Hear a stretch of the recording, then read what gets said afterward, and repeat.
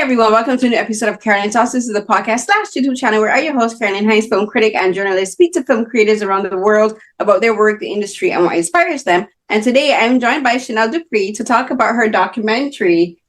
You think you grow now?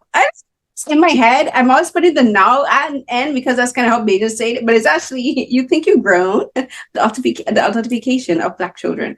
And this is I think this is a very specific documentary, and like it really talks about the Black experience from a young Black female perspective, but coming from young Black girls to adulthood, because this you grown now is a phrase that has so many different connotations and contexts that I think Black girls, not only just in North America, but in the Caribbean and in Africa, and like I think in Black diasporic communities have heard, and it's something I think trickles down from the enslavement of our ancestors, which you're touching on the film. So like, I'm like, yeah, I've heard that you think you grow now.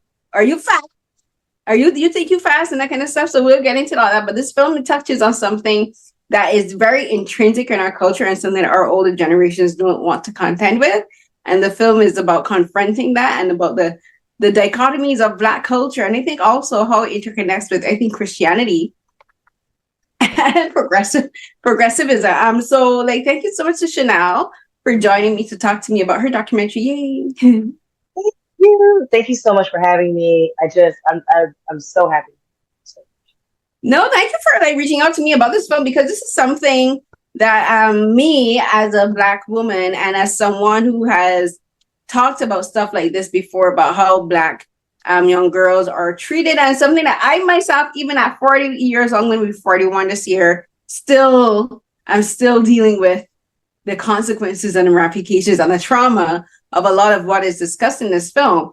So my first question for you, so I usually like to ask my guests sometimes what inspires them to become filmmakers. And for you, I looked at this film, but then I also looked at some of your other projects. I watched the one called Strollers, which is a short film about this young Black woman and her tumultuous relationship with her mom, and how she found a safe space with a friend and her friend's mom. And you also have another, it's a web series called Black Retailers. And I find your stories are very much not only about the Black female experience, but very specific aspects of the Black female experience with regards to friendship and relationships between mothers and daughters and culture. So like, as a filmmaker, what inspired you to become as a filmmaker, but then to also like kind of like focus your projects on this? Was that intentional, or did you just kind of gravitate to telling those sorts of stories? Ooh, so I was one of those kids I was glued to the television. I started out acting at first. And so because we, didn't grow up with much, I learned from the television. I learned camera angles, directing, acting choices from TV. So I would stare at it, and I would always wish that I could write for television or make my own movies. The movie that set things off for me was Eve's Bayou. And I was like, I want to do that. Whatever. I want to write something like that. I want to direct something like that. I want people to feel that way. And when I really think about it, from Eve's Bayou all the way through, films and television that centered Black women in this very authentic way, and not taking it from this vague perspective where it's like, I'm a Black woman going through life. And that's the end. Like that. That gave me such a Moesha. That gave me such a Moesha moment just now. And even her, like, she had a coming of age, you know what I mean? Which is such an expansive story. But I find that sometimes people who do not know Black women, experience Black women, or just know us from a vague standpoint can tell our stories in that type of way. And I like to tell the stories that's underneath the fourth layer. Like in Black Retail, I was speaking, it's a comedy that also speaks to a hilarious, how hilarious the retail culture is, but it also speaks about how Black women are asked to perform in retail in all facets of their life, in their personal relationships, in their relationships with their parents. They need to have this customer service type of disposition and smile in order to get through the day. So I find that as a Black woman, because we live so much in the intersection, I'm constantly in between two worlds. And it's not like race and gender, but it's which discrimination umbrella am I going to tackle today? And I think that through like the comedic world or even documentaries, I think that we can explore like the small nuances that we experience in life, because those are actually quite big. And even with shoulders, like I rarely see stories where there's a strife between mother and daughter. And then if there is, it's on a harsh extreme. You know, we've seen plenty of abusive parents on television and on screen, but I think that it was really important to show the love that a woman cultivates for herself outside of that realm. And so it was really important for me not to show her in the fight with her mother and things like that, because I wanted to really focus on the joys. Yeah, and the thing is like, even if you have shows or films that do talk about the strife between mothers and daughters, and like whether they are physically or verbally abusive, or even if there's no abuse, but like just there's still a disconnect between them and the relationship, like the shows don't really delve into what causes that. And for many of us, that is cultural. It is cultural, and it can be traced back to slavery, you know, to when our ancestors were enslaved, because so much of our identities is founded on that, you know, because like our behaviors were molded through slavery, you know, or the way our ancestors spoke, dressed, behaved, walked, talked, even had sexual relationships, because even the sexual relationships were most times created because of the slave masters, because they're like, I want to breed this man and this woman so I can get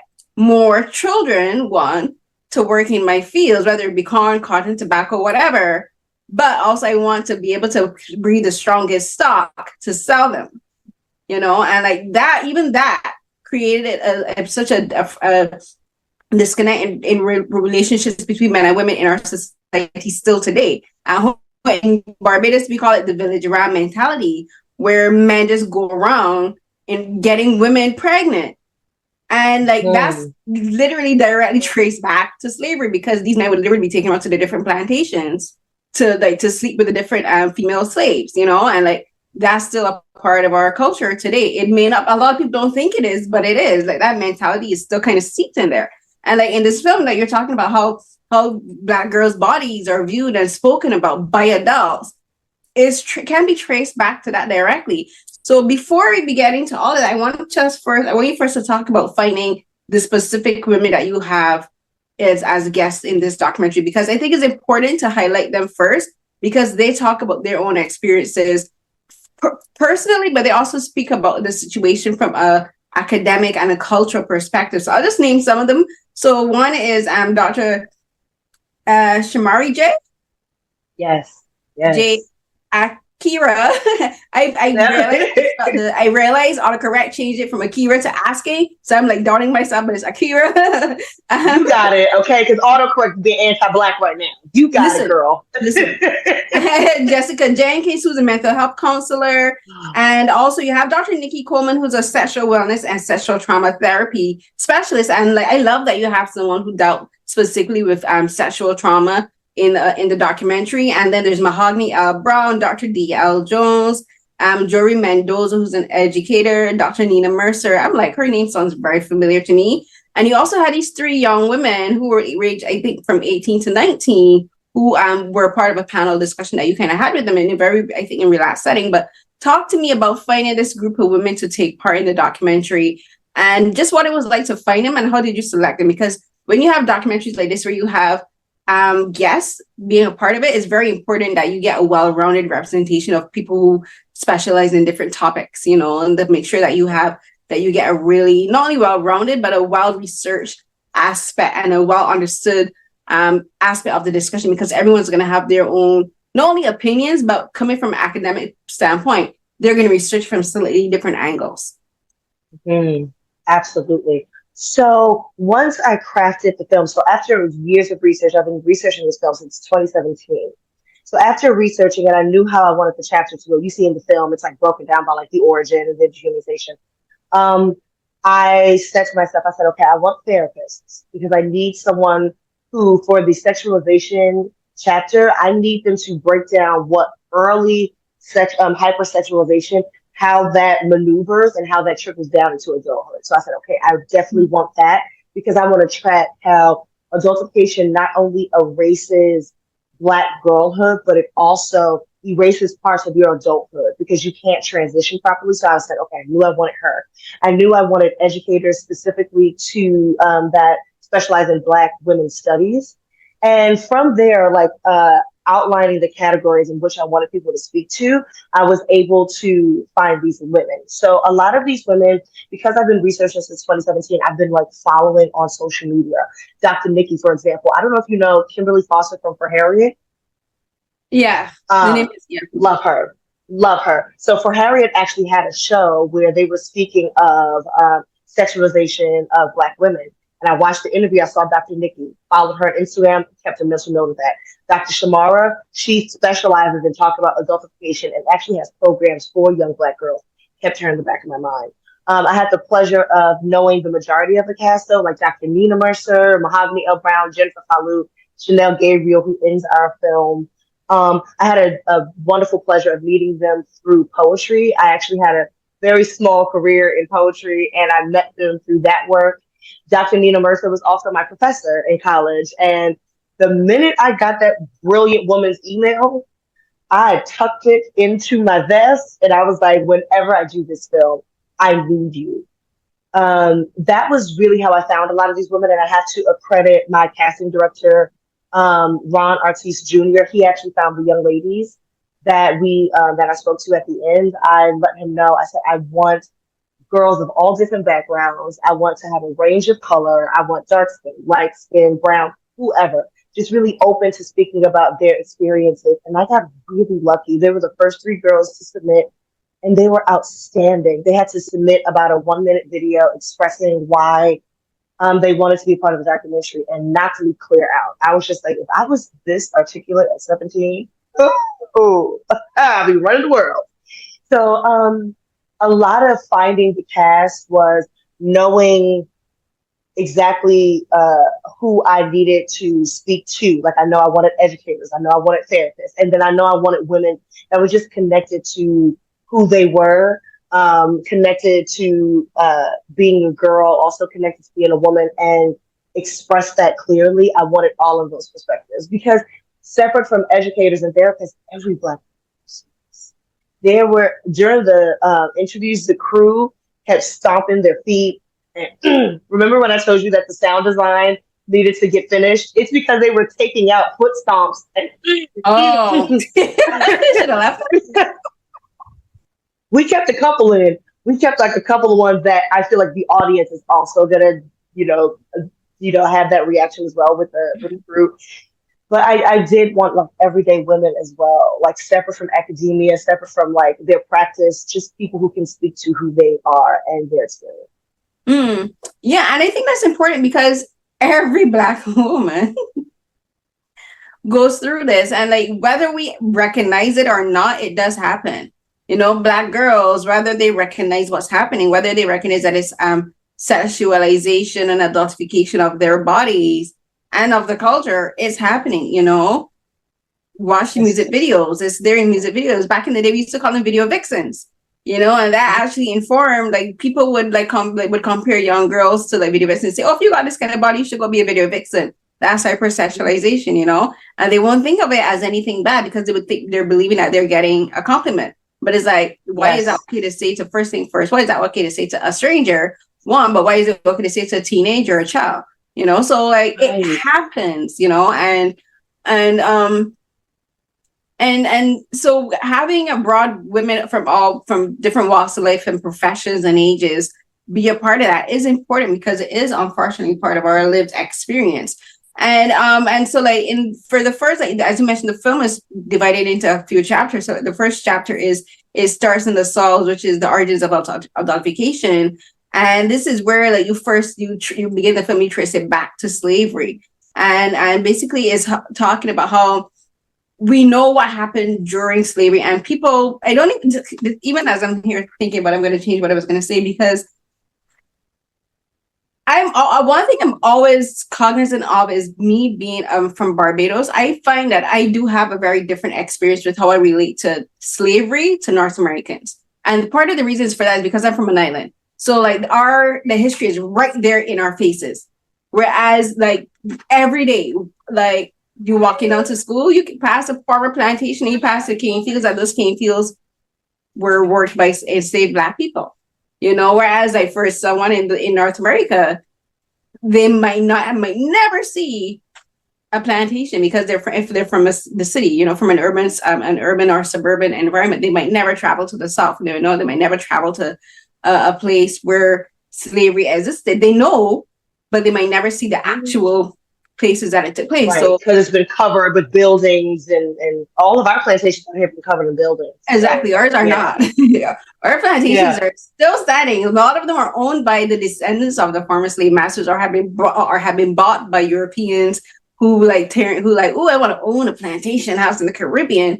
And yeah, and the may not own the fields for some of them, but the fields are still owned by like the rum factory, Mount Gay Rum. If you know Mount Gay Rum, Malibu was produced in Barbados, and the rum for those drinks are made from sugarcane fields that was worked by slaves.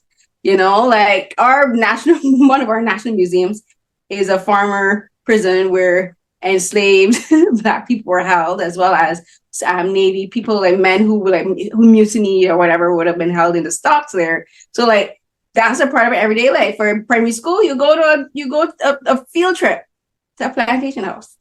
And like there's working plantations where they produce rum, and that's where tourists go to like get like locally made rum, and they get a broad sense of it, but they don't really understand the consequences and ramifications for it. And so like I always find, like for me, when I talk about slavery, I'm always cognizant of letting people know like there's differences in the culture and how it's approached culturally. And I think and like as we were talking in the film, like you draw you fast, you grow now. And a lot of people that grow in North America might grow up and hear that, but they might not connect it to slavery, Whereas I think for people in the Caribbean, in Barbados, it's a bit more present for us because we can see that history directly in front of us.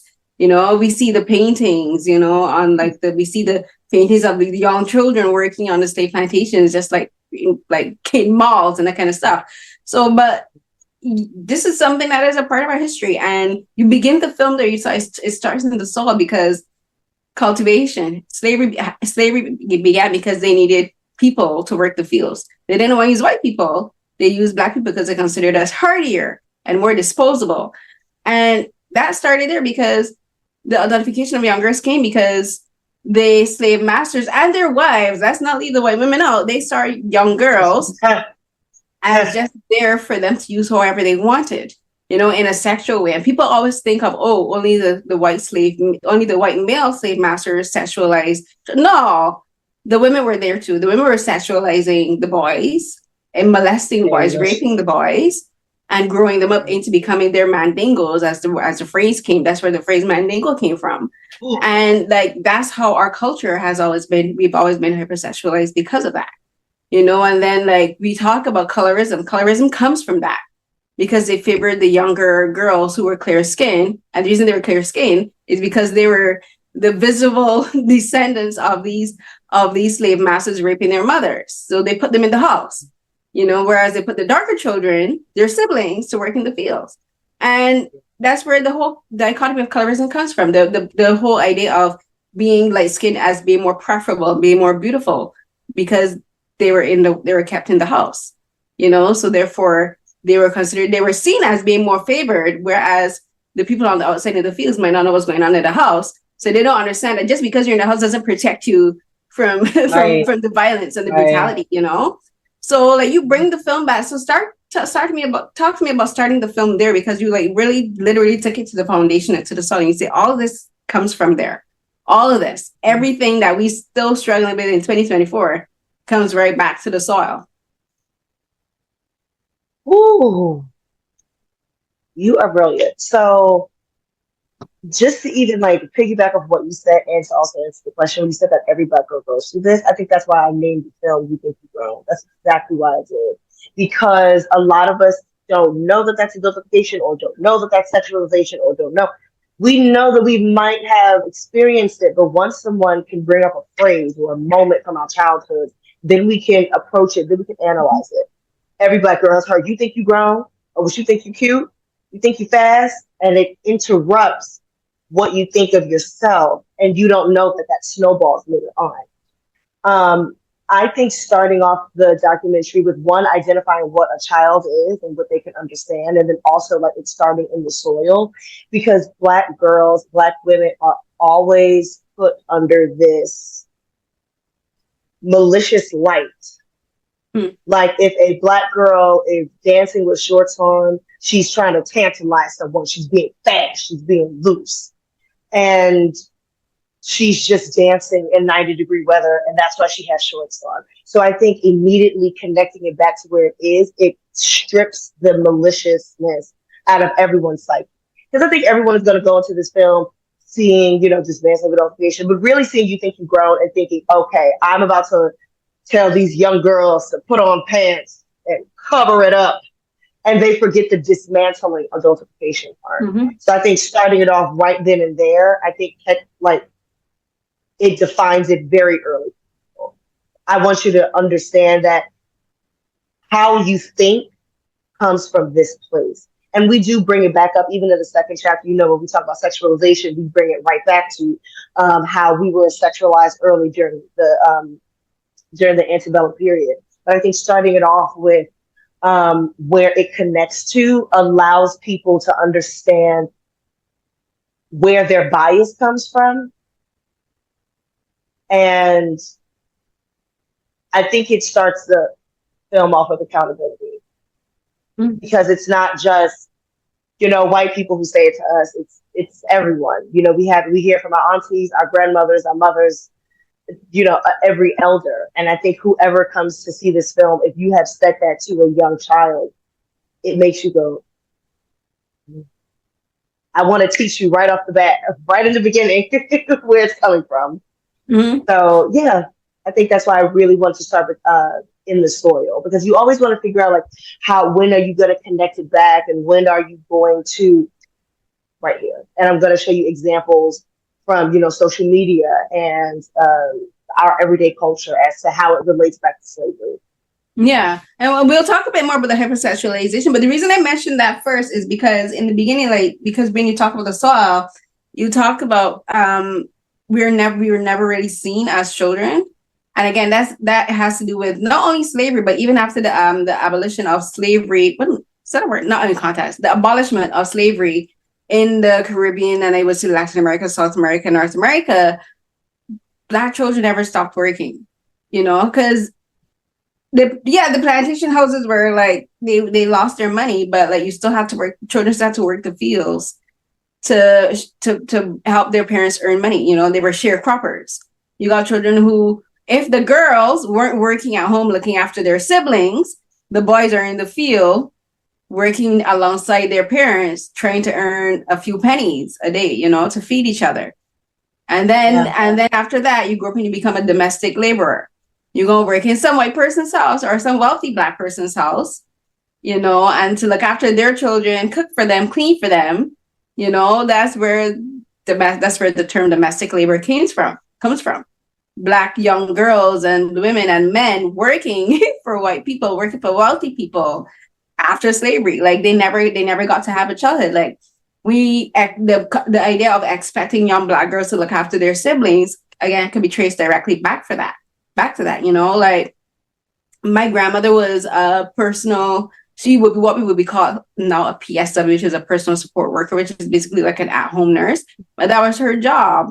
She looked after this wealthy white families. They were from England. Their mother, the matriarch of the family, she lived in Barbados. My grandmother looked after that woman for, I think, I grew up with my grandmother working for that lady, and she looked after that lady, I think, for 40 years.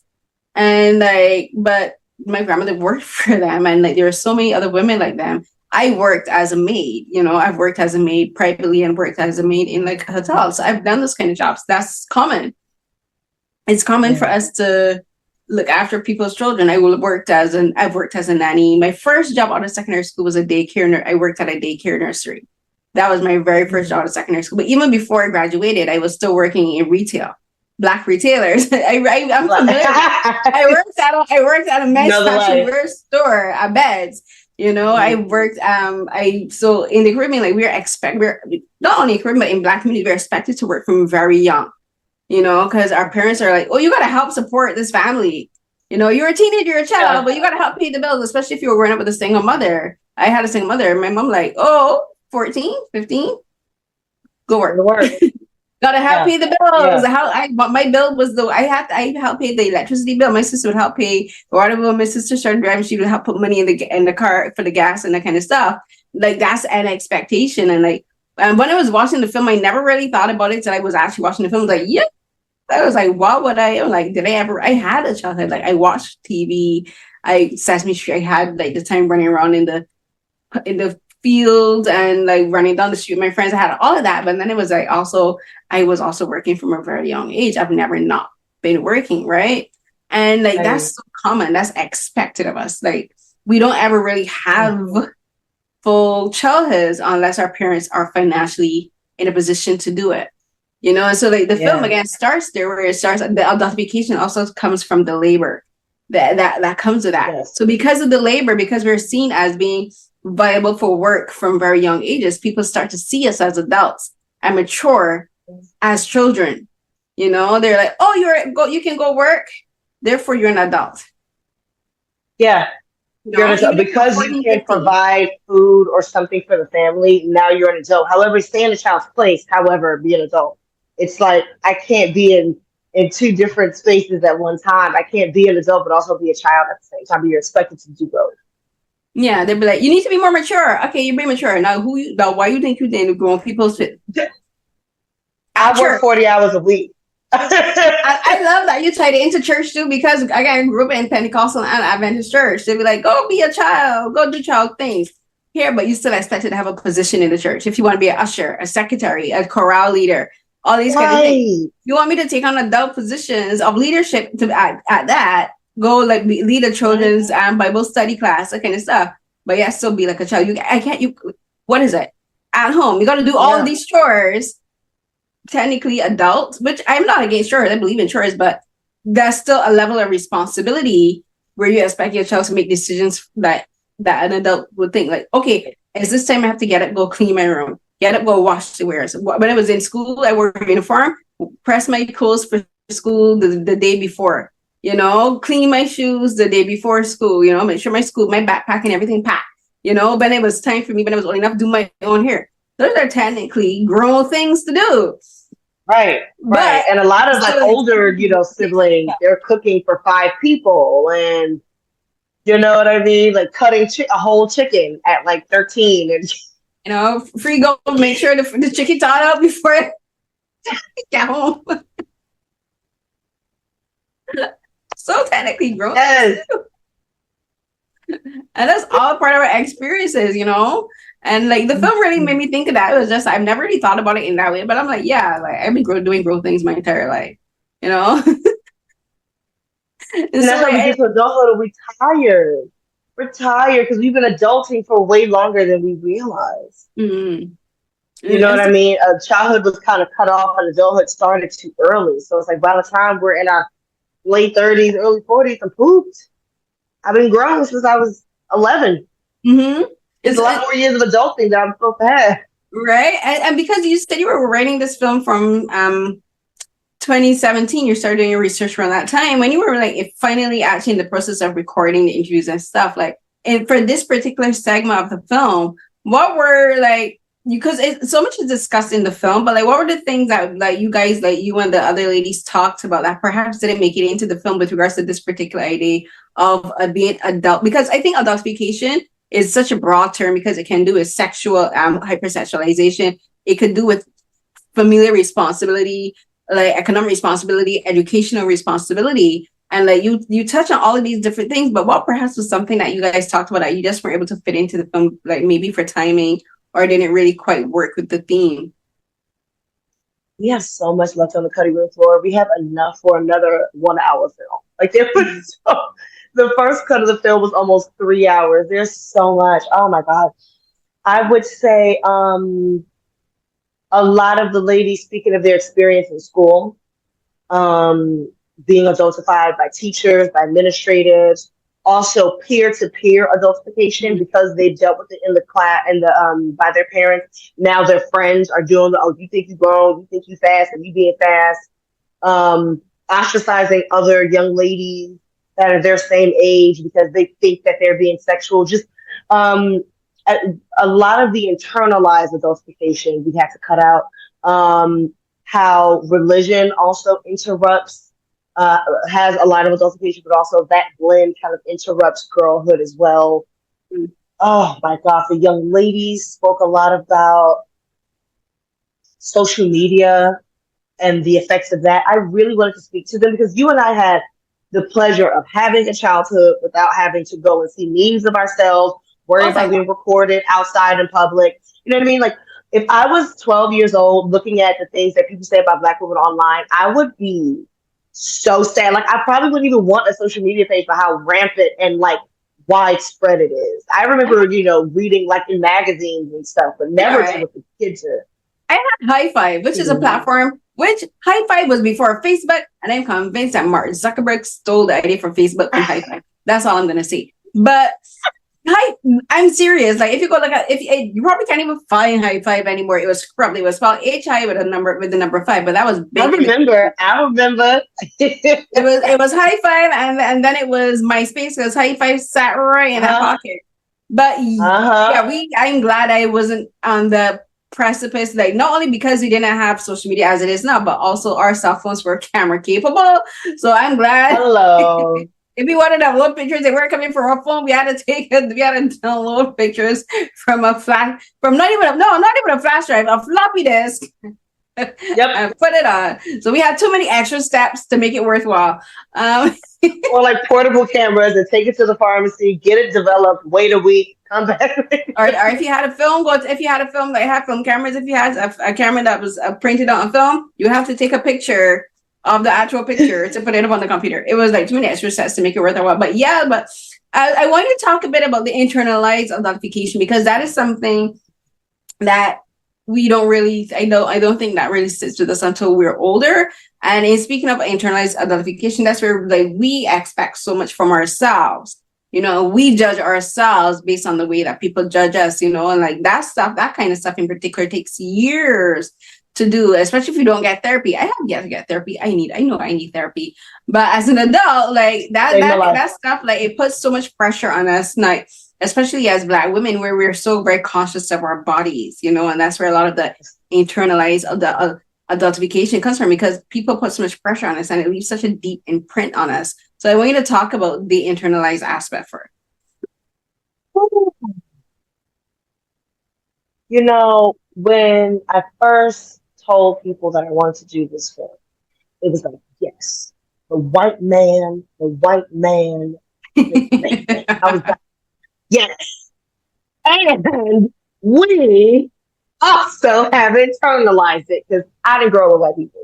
I grew up in a predominantly Black area, but I've heard you think you've grown. I have been adultified. I have dealt with, watching my friend who has the same dress that I have on, but they have a curvier body, be sent home because her body looks like it's going to tantalize somebody when it shouldn't be, because she's inside of a schoolhouse, and I think that it's very important for us to have open conversations, real conversations about how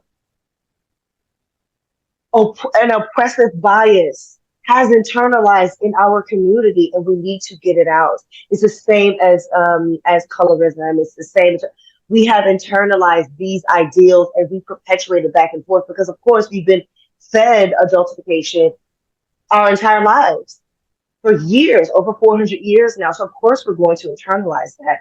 Of course, we're going to spew it back at each other. And sometimes it's for protection and sometimes it's for projection. But either way, you have to clock yourself and analyze, okay, well, am I stripping this person's agency away? Do I believe that this young child does deserve agency? If I don't, I need to analyze that. And I think a lot of times, because the origin didn't come from us, we feel like it's not our responsibility to dismantle it, but it is. It is. And just because white people are going to continue to do it, oh, well, we shouldn't stop. We should. Even if a Black person is going to continue to be racial towards me or adultify me in any type of way, people within my community shouldn't. You shouldn't have that weapon, and we shouldn't form it against each other. So I really do think, like, I want us to have a long conversation about that, specifically two Black women. Jennifer Fowley speaks to that towards the end of the film about how, like, you know, we love each other. We're marginalized and we are penalized, and we take that and we shoot the next woman with it. And we have to stop doing that. We have to, but before we do, we have to have a conversation and acknowledge that it exists. No, it's true. We do have to have a conversation. And I think for Black women especially, it's hard because we've been told so much. For so many of us, we've been told, don't talk too much, you know, don't talk too loud, don't be too opinionated, you know, don't show people how smart you are, you know. Like, they'll tell you, go to school, get an education, but then you go to school, get education. Oh, so now you think you know you're better than you think you better? Like, you sent me here. What are you complaining about? You're the one talking to get an education, grow better myself. So now all of a sudden, there's so much. Society gives Black women a goal and then moves the goalpost. Go to school. Oh, you think you're so smart? Okay. You take off that weave. You're supposed to love yourself. Wear natural hair. You wear your natural hair. Oh, you nappy headed. It's like every time you say that this is you do this and you're going to be considered as a human being. And then you do it and it's like, haha, gotcha. Yeah, it's like damned if you do, damned if you don't. So that's where I'm of the opinion. Like, you know what, just damned if you don't. You can keep damning me all you want because I want to do it anyway. But that's what creates such a dichotomy for us and such a contradiction for us. It makes life so much more difficult than it needs to be, because like just existing is a problem for us. Like for people, like talking about the bodies, like growing up in the Caribbean again, like the Barbados is the Caribbean is very interesting in that we have Carnival. Crop over is such an intrinsic part of our culture. You know, it came from the celebration of the end of the harvest season, crop over, literally the end of the crop. And like our bodies were become a celebration of that because like slave masters told us how to dress, you know, like Black women, you can't do this. You had to take on laws, which means we had to cover our hairs. So like crop over came out of that, where like the skimpy clothes is a celebration of being able to show our bodies the way we want on our own terms. You know, we're not being forcefully stripped, we're not being forcefully beaten and all of that. But then there's also the very puritanical side of the culture, you know, which came from, again, the slave masters using religion, Christianity, Protestantism as a way to like strip us away from our ancestral roots, you know, our cultures, our traditions, our music. Oh, Black music, the whole syncopation music of this whole syncopated beat and all that is demonic, and like that comes straight out of them trying to strip us away from our ancestry, to demonize our ancestry, to make us follow their path and their beliefs, you know. So going to church in the Caribbean is so interesting, because you'd have people in North America, talk about going from the club the Saturday night and going to church the Sunday morning. For the Caribbean is slightly different, is because you may not necessarily go to church the Saturday night. You may not necessarily go to the club the Saturday night, but you might go to crop over the Saturday and then go to church the Sunday, you know, or go to church the Sunday and crop over in Barbados usually falls on the Monday, because it's usually the first the month of August. So you go to church Sunday, crop over mass about the Monday. And so it's like we have this whole thing where it's like we're told. And the thing is for Black bodies in particular, I think what traumatizes us so much is that we can't do anything about our bodies. You know, that's our genetics. The dark skin, the broad noses, the full lips, the butt, the breasts, the thick thighs, that is genetic. that look to Africa, specific tribes, like we're gonna leave them aside, which are the tall, thin people. That's East Africa. Right. We come from West Africa. Our bodies are built this way because that's how we were built, to handle the heat, handle the sun. Right. The thing that makes us resilient in the heat of the Caribbean and Africa is our bodies, but it's been demonized. And for women in particular, we're told, oh, your body is hypersexual, you must cover it. You go to church, be modest. Cover yourself, but even the way you cover yourself isn't good enough. My sister and I used to wear like turtlenecks, because I love turtlenecks. And we were wearing turtlenecks in Barbados, and people would be like, oh my God, you guys wearing turtlenecks? And people would still complain because the turtlenecks may be a bit body fitting.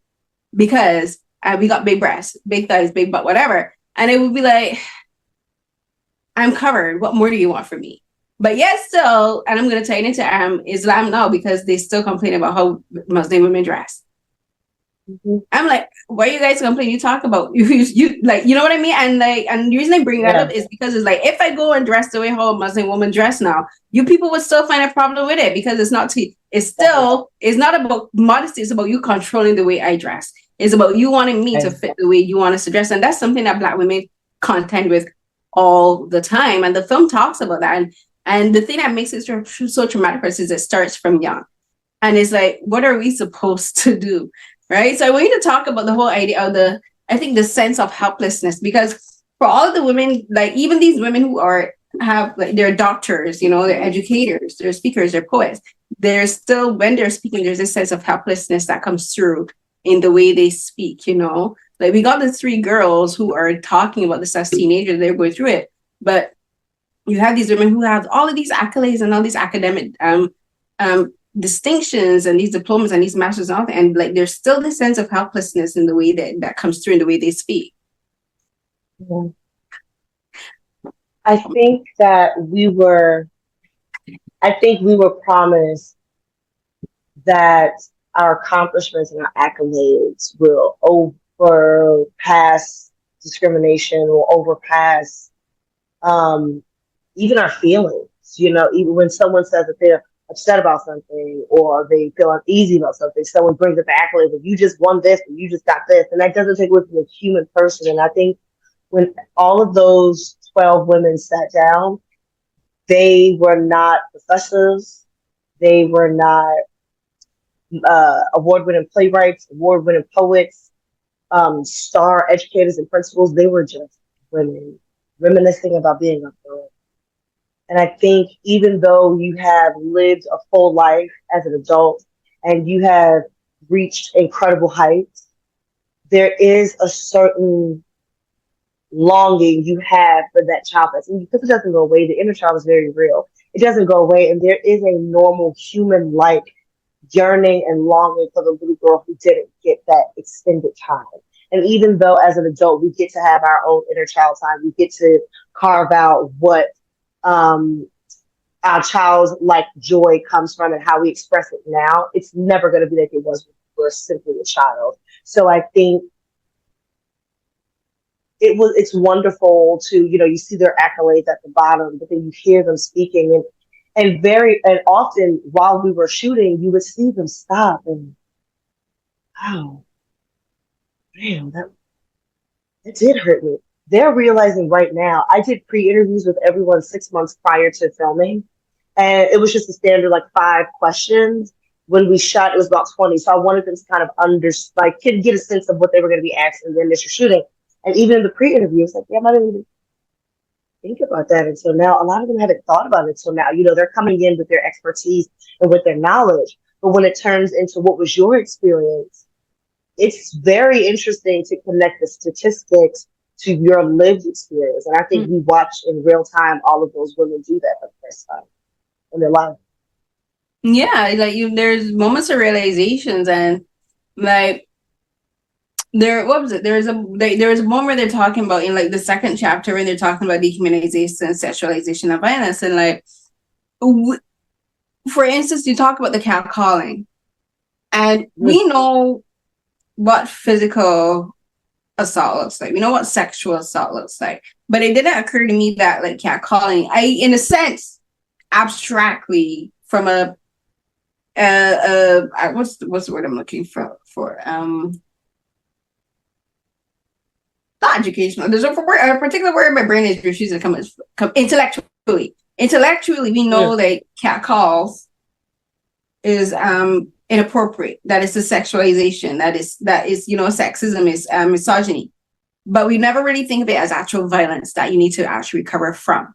And when they were talking about that, I like, and this is something I've thought about a lot, like how I would be coming home from school and I'd have grown men catcalling at me, ask me my name. You know, like I grew up with the whole idea. My mom would always say, don't tell men your first name. You know, she'd always tell them your middle name or a name that you're not going to answer to. You know, And my mom taught me that from primary school age, because like she knew that's like what would happen, and it shouldn't be, but that's the way it is, you know. And so like there was this one particular guy who would always like, because from my school, I live close to my school, literally like a 5-minute walk from my school, but we had this hill, and he'd always be at the bottom of the hill hanging around with the guy selling the coconut water and cakes and whatever, and he'd always be like calling at me by the name that I gave him. And it got to the point where it was so, he was making me so uncomfortable, but I actually changed the way that I would walk. So instead of getting home in 5-10 minutes, it would take me 45 minutes to get home, because I literally changed. I went from the back of the school to completely different direction to coming down around the other side. So just avoid him. And when I was watching the film, it never really made me think that how like that traumatized me, even up to now, because I'm still even as a woman, like I still don't give strange men, my first name. You know, I'm still very weird, even though men in Canada don't necessarily catcall the way they do in the Caribbean. When I get on the bus and the train, I'm always so very wary of men sitting next to me. You know, I try not to. If I only sit in the corner seats, if I have no other option, you know, I always try to leave myself a space where I can get away quickly. And I was watching some, I was thinking, oh wait, that is a trauma response, you know, and that's the trauma response that I learned from teenage years, from men catcalling me and following me home and that kind of stuff. And I was like, oh wait, this is something that I need to. I'm not gonna all learn it because sexism, Yeah. you know, but it made the light bulb did go off in my head, like, yeah, that was a form of sexual violence, and I never thought about it till I watched the film. I remember telling people, because when you're a child, you only know adults by the people in your world. Like, you know what an adult is through ages, right? And I remember walking down the street, I must have been like 11, and a man that was like my dad's age, I'm licking a lollipop, and he's like, so disgusting that even to this day, sometimes I can't even get mad at my mouth, because I can't believe you would say that to a child. And I just remember at first not even being able to compute that he's talking to me, because I'm a kid. And then I'm looking at someone that is like an elder. You're the same age as people who raised me. And I said to my friend the other day, I was like, once one person sees you as a sexual being, it's like it sends off an alert to everyone. And then you are no longer safe in public. There's a day in every woman's life where they went outside and it was never the same again. Mm-hmm. And it all happens before the age of 15. We all say 10, 11, 12, all of those things. I remember running home because there are men following me from the train station and screaming out, somebody help me, somebody help me. All of those are trauma. And I think because women, we go through so much in strife that we just take it and just keep moving, especially Black women, because we're expected to. We're not expected to process. We're not expected to really have agency to speak out to us, things, to just take the punch and keep it moving, keep it moving. And I wanted every woman sitting there to say, oh, that was sexually violent towards me, because I want you to take it that seriously. I want you to also have different conversations with your girls. Like Dr. Nikki said, she was always told, just ignore them, mind their business. She was never validated her feelings of being scared. And I think once we know that that is a part of sexualization and violence and abuse, that we can empower our girls a little bit on ways that they can advocate for themselves. Because unfortunately, without a huge shift in society, I don't know if we're ever not going to see that forward. We're not. I don't know if there's going to be a time. We're not. And one of the reasons for that is like men are never taught to take responsibility for their actions. The responsibility always falls on us. And I say that because, like, for instance, talking about the catcalling, we're expected, their men are not told not to catcall us.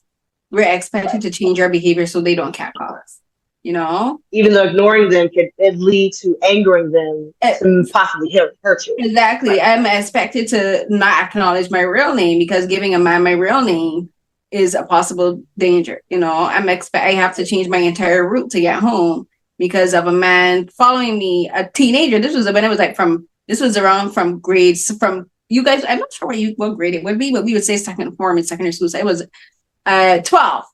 straight up until this, and this had lasted years. Because like even when I went back home to Barbados for the first time after I moved to Canada, he was still there, and he called me by my name. I was like, "You've got to be fucking kidding me!" Excuse my language, but yeah, but we're expected to change our behaviors. Talking about the clothing again, you cover it yourself so men don't look at you. And I remember, and I was like, why don't they watch what they like? I can't. Why should I be responsible for how men see me? And like one of the biggest fights I ever had with my mom, and this was as an adult, 30 something years old, and this was when I went home. This was in 2021. Is like yeah, around 2021, and I had this big argument with my mom, and because I had on, it was home.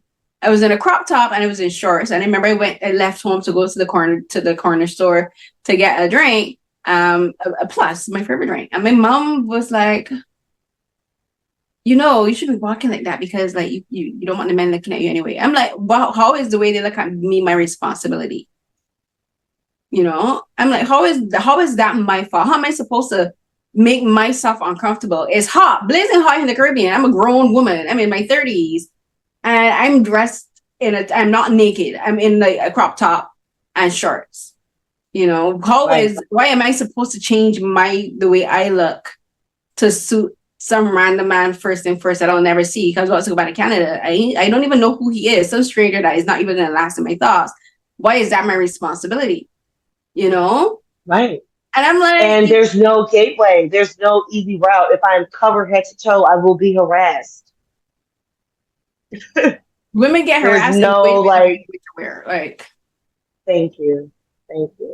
Muslim women get harassed, and they're covered head to toe from wearing a hijab to long skirts and stuff. They still get harassed. Like it doesn't matter what we wear, and it's like I'm always like, why is it our responsibility? Why does like we always say like men should teach men not to rape. It's not only that, teach them not to harass. Keep your eyes to yourself. Not to disrespect consent, to hear no, accept it and move on, to not coerce someone into sex, to not coerce someone into doing anything. The umbrella of consent and sexual assault that we need to teach, like it needs to be implemented in sex ed way earlier. It needs to be taught in junior high school. Like by age 10, they should be taught good touch, bad touch, no, yes, like all of those. This is like from kindergarten age because, and like one of the women in the film, she talks about it like, like there's this thing where like say, go hug your auntie, go hug your uncle. I've always hated that. I'm like, leave the child alone. When I worked with kids or with in JK with junior kindergarten and kindergartners, I would always like teach them consent. Like the kids would be like, oh, I I never hug the kids unless they hug me first. And if I'm gonna help them, even when I was helping them get dressed, I'm like, can I help you put on your shoes? Can I help you put on your socks? Can I help you put on your coat? I taught them, if you want someone to touch you, you tell them. If you don't want them to touch you, you tell them. And I would also teach the children, if someone says stop confusing them, if someone tells you, if one of these other kids here, your classmate tells you, stop humbugging them, stop humbugging them. If they say don't touch them, don't touch them. And it even has to do with respecting possessions and boundaries like that way. And so like it has to be taught from young because we got this whole idea, a boy is tease you because he like you. That's harassment. Right? Right. That is harassment. And then it grows into, when you get into a relationship with someone that's abusive, you think that, them being abusive towards me and dismissive towards me, they like me. Because that's what I've been taught. The boys like you, they're mean to you, they hit you, they push past your consent because they really just want to get next to you. It's so romanticized and normalized between us. And like and even as you're talking, is like we like girls are taught that if an older man says something sexual about them, it's a compliment. Instead of teaching the girls, instead of telling the girls, no, that's inappropriate, that's harassment. If any man who's a grown adult is coming on to you, that's like you need to tell them that instead of telling them that. You're so mature. Exactly. Right. It tells them, oh, that's because you're mature and that he likes you and that kind of stuff. Like, no. No. But again, they're trying to groom and manipulate you. Exactly. We're not taught that grooming is like for Black teenage girls in particular, grooming isn't even in our vocabulary. Grooming only comes in our vocabulary as adults. Because they don't think we need to be groomed because they think you've grown anyway. Exactly. So who needs to groom you? Who needs to, your mind is not young. Grooming, means that like your mind is young and that's what they are harping on. That's what they're trying to. They don't think our mind is young. They think we come out the womb grown, can cook a 7-course meal, can carry the world. Mm-hmm. So of course you don't. Grooming is not even in the vocabulary with us because you don't think we need saving. Exactly. They don't think that it's that we're being victimized. They don't think of us as victims. They don't think of us as, and this goes to adults, and like this is not just our parents, but it's teachers. People in positions of authorities. Like they don't see that us of being worthy to protect, and even in school settings, like teachers, like people who should be like protecting us aren't. And it goes even to things like bullying. When I was in secondary school, I was bullied in school, and the teachers did nothing till I had to like physically handle the girls myself. And then all of a sudden, the teachers would be like, "Oh, Carolyn," I'm like, when this girl was harassing me and throwing balls at me and that kind of stuff, and I complained to you for weeks and weeks, and you did nothing. And all of a sudden, because I had to handle things physically. No, you care. Now you can remember my name. Now you know that. I'm like, no, don't bring that to me. That's one of the reasons I'm so outspoken as an adult now, because I have to. Like that's one of the reasons I am the way I am, because I'm like my my experiences have shaped me into the being that I am, and I'm still dealing with a lot of things and processing. And in talking about that, like we're gonna wrap it on. So like something I love that you did with the film is that you ended it off with having the women talk about honoring their childhoods and how they reclaim their childhoods and how they honor who they are as children, especially as young girls in particular, and how they take care of their inner child. So talk to me about that particular aspect of the film, and then talk to me about how you yourself do those things for yourself, how you honor your inner child, your inner girl, and protect the aspects of your childhood that you still have and that you can still connect to as being a child rather than just being an adultified child. That's so amazing. I wouldn't have even got to that question if it wasn't for therapy. I give a lot of praise to my therapeutic practice that I've been experiencing for the past couple of years. To know how much our childhood affects our decisions, what we think about ourselves, how we maneuver, who we choose, how we stand up for ourselves, everything was from that childhood. And I knew that if we were talking about dismantling, I wanted to see how these women dismantle it within themselves so that we could use those tactics for our community. Mm-hmm. Just like I said earlier, I don't think we're ever going to see a world where there's not catcalling, where people don't see women as something that needs to be controlled and cattled and property and things. I don't know if we're ever going to see that world. But what I do know is that if we can analyze what we've done to our community and then also look inward towards ourselves and say, well, how am I going to honor it? It was taken from me, it was stolen from me. It was interrupted, it was erased, whatever word you want to use. How am I then going to reclaim this inner child? How am I going to pause adulthood, just like my childhood was a pause? How am I going to pause this for a second and honor that person inside in all of the many ways that I can? I think that is so important because it shows women that it's not too late. That hope is not gone. Well, I have a childhood, so you know what I mean? No, you still can have one. You still can enjoy those moments. Honestly, for me, one of my new favorite ways, I loved swinging on the swing when I was a child. I don't know what it was. It was just something about feeling like I was flying. If I am ever unsure about something, I got really good news, because I got really bad news, I go on the swing. I'll find a nearby park and I'll just swing. And it feels so good. I literally feel myself reverting back to a time when bills didn't exist, but all of the stress and the strife that comes with sometimes living in this intersectionality as a Black woman. And I get to just put all that to the side and just live and just be, because that's what childhood really is. It's about living and being guided. And so I just feel like I can do that. And another way that I love to do it, I love to watch anything from my childhood. If it's an episode of Martin or if it's PJ and the Projects, I'm putting it on to watch and just have a great time and just to live in that space where I was when my brain first consumed it. So I think those are two ways that I like to say. Yeah, and I think that's important because I when I was watching film, I was thinking like, how do I honor my childhood? How do I hold on to my childhood? And I think one of my favorite things, I never thought of it as that way, but I think it is. Like I always play music from the 80s and the 90s. You know, like my period of childhood, because I was born in 1983, and so I play music from the 80s and the 90s and early 2000s. You know, like those moments take me back to like being in the house and like listening to music on Sundays, cleaning the house, and like those are moments of joy for me. Like washing the car, you know, and watching like Cinderella, like with Brandy's Cinderella, as we like to call it, you know, like that. Like I listen to like the old Disney soundtracks, you know, like because music is one of my happy places. Like when I'm singing, listening to music is my happy place. I play music from the old Disney cartoons like Hercules, you know, Mulan. I play music from like The Sound of Music. I play those kind of soundtracks. And I think doing what I do, like talking to you, doing this work as a film critic and journalist is part of that, because I've always loved film, and like film was such an intrinsic part of my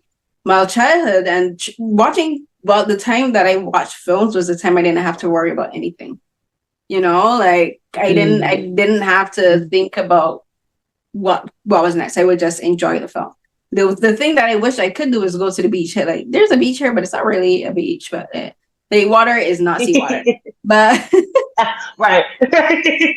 but that's I think that's how I honor. But I was thinking I probably do need to find another way to do it. Like just being able to enjoy life, like making sure that I take moments to enjoy life, like by like hanging out, going to eat food and that kind of stuff. Where I'm a broke freelancer, but I still need to take moments to enjoy myself, you know. And like I think that's a way for me to honor the younger Carolyn, you know, like on do the things that I always wanted to do, but I didn't get a chance to do. And I'm like, I think that's one of the things that I need to do more, like be more intentional in enjoying the things that I always wanted to do, but I thought I couldn't do, or that I didn't have the right to do. So I think that's it. I think that's what I need to do now, apart from collecting shoes. But yes.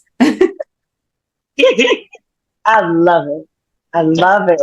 Oh my God. And we should. We weren't given it when we were children. We weren't given permission, because people don't think children should be given permission to make their own decisions and say, oh no, I don't like this. Or actually, I want to be considered in this way. And now we get a chance to. And that's really how I think we can begin Dismantling. I think so too. And I think it's important. And I love that you ended the film that way, because I thought it was important to end it on a moment of not only celebration, but a moment of acknowledgement, because that's something that Black women, again, aren't allowed to do. Like, we aren't allowed to acknowledge our inner child. And we are told that we aren't supposed to acknowledge our wants and our needs. And it's not anything deep or like going to getting a degree or whatever. Just like something that it's not frivolous, but to other people it would be. Like one of the ladies mentioned buying a yellow couch. You know, like that's for her, that's an important thing. And like I love that. We're supposed to acknowledge that we just want something just like that. You know, like it's considered frivolous, and like you don't need to spend money on that kind of stuff. And like as my mom used to say, like when you're dead, can't spend any money anyway. But right. But that's the thing, like those, just because like looking at that yellow couch makes her happy, and that's what it should be. You should be doing what makes you happy. But I love that you ended the film that way. So Chanel, oh my gosh, sorry, my eye is burning me and I don't know why. I'm not even wearing contacts, so sorry for that part. I know my eye is burning. Oh my gosh. So sorry about. So Chanel, so where can people see the film? Where can people watch it? Because I know, like for Shoulders, it's on there's the YouTube channel Aura TV on YouTube that they can watch Shoulders on there. Where can they find Black retailers, for instance, and watch so you're grown now? So with Black Retail, it is available for free on YouTube. And for You Think You Grown, Dismantling Adultification, we are currently in the festival circuit. If you are in a New Yorker, we have our big premiere August 17th at 12 p.m. at the Apollo Theater. You can follow me on social media on Instagram, Artistic Laughter. And then Also, you can follow the You Think You Grown film also on IG as well. And we are going to be there. And then in August, if you're in Indianapolis, we're in the Indianapolis Black Documentary Film Festival as well. Okay, good. So I'll add links to those in the description box for the film.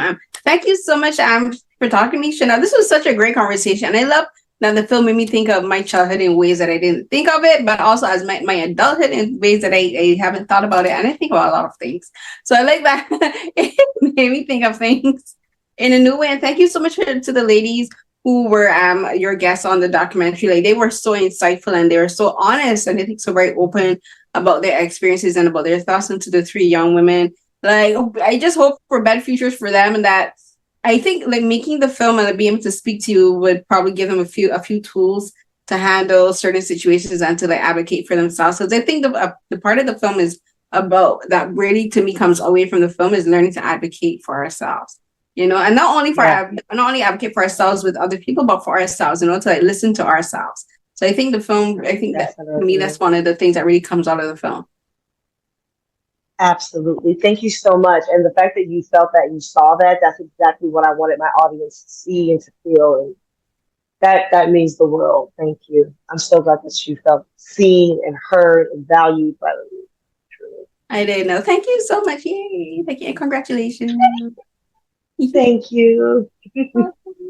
So everyone, that was another episode of Carolyn Talks. And in this episode, I spoke to filmmaker Chanel Dupree about her documentary with her to discuss her documentary, You Think You Grown, on Dismantling Adultification, and we had a fantastic discussion. I think not only about the film, but just about the culture of that creates this the issue of adultification, hypersexualization, and violence thoughts towards young children, in particular young Black girls. And the film really did make me think of things that I hadn't thought about before, or even if I did, but it made me think of them in a completely different context. So it was great to talk to her about the film, and I'll post the links for the festivals that it'll be showing at, as well as Chanel's social media contacts and website in the description box here in the podcast and on the YouTube channel. And please, if you can, watch it. And you can also watch her short film Shoulders on YouTube. I'll link that as well. And you can, of course, find the video version of this on my YouTube channel at YouTube. That's at youtube.com/@Carolyn_Hinds, HINDS. You'll find all the video versions of most of my Carolyn Talks, not most, all of the Carolyn Talks interviews from here. So it's right here. So Here's What Happened here on eCast. And you can go to my R3 page. That's my digital portfolio. That's r3.com, authoroy.com/Carolyn Hinds, to find links to all of my published work, including my interviews for K-Crush American Magazine, for different festivals such as the John Jew International Film Festival, Busan International Film Festival, the Short Shorts Film Festival, and Asia, as well as coverage that I'll be doing for the New York Asian Film Festival and Fantasia Fest. I kind of skipped 2022 because I kind of forgot to apply for Fantasia, but I'll be covering it this year. So you'll see links for those as well as my work for the African American Film Critics Association, AFCA, in that playlist on my YouTube channel, and also as well on the official AFCA YouTube channel as well. You can find me on social media at Carrie Sandage12, that's CARRIE Sandage12, that's Twitter and Instagram. And until my next episode of Carolyn Talks, everyone, stay safe. Bye.